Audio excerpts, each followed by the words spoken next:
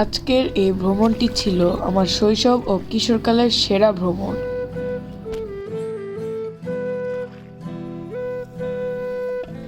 আজকে আমরা নৌকা নিয়ে বিলের উপর দিয়ে যাচ্ছিলাম।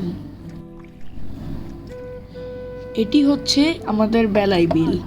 বিলের প্রকৃত সৌন্দর্য উপভোগ করতে চাইলে বর্ষাকালের বিকল্প নেই।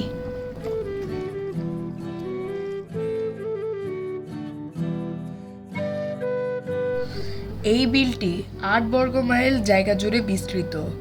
বর্ষাকাল ছাড়া যখন জায়গাটি শুকনো থাকে তখন এখানে ক্ষেত খামার অর্থাৎ ধান গম চাষ করা হয়, কিন্তু বর্ষাকাল এলে এই জায়গাটি পানিপূর্ণ হয়ে যায়, ফলে এটি একটি বিলে পরিণত হয় যা বেলাই বিল নামে পরিচিত।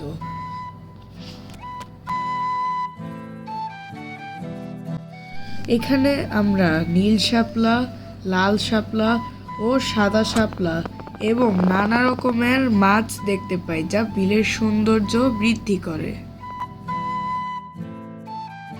এরপর আমরা এসে পড়লাম বাইশাটি, যাকে আমরা নাম দিয়েছি ভূতের আইল্যান্ড। এই রোমাঞ্চকর ভ্রমণে আমাদের দলের মোট সদস্য সংখ্যা ৫ জন। আমি, আমার বাবা, আফিফ মামা এবং আমার ২ বন্ধু শরীফ এবং মুস্তাকিম, যাকে আমরা নাম দিয়েছি মেসি। এরপরই আমরা প্রবেশ করলাম ঘন সবুজের এলাকায়। যেখানে তাকাই সেখানে এই সবুজের সমারোহ।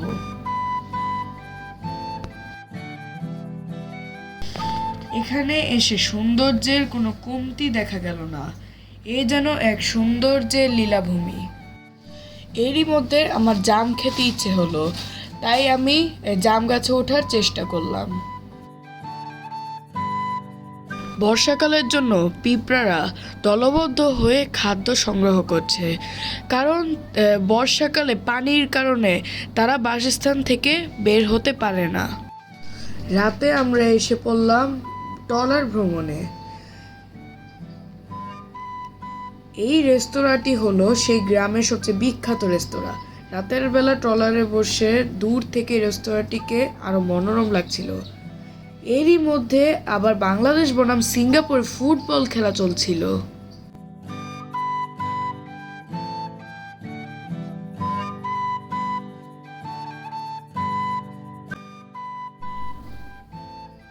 এরপর আমরা এসে পড়লাম মামা বাড়িতে আম কুড়োতে। তবে এরকম মামা বাড়িতে রাতের বেলা সকলের সাথে আম কুড়োনোর অভিজ্ঞতাটি আমি আগে কখনো পাইনি।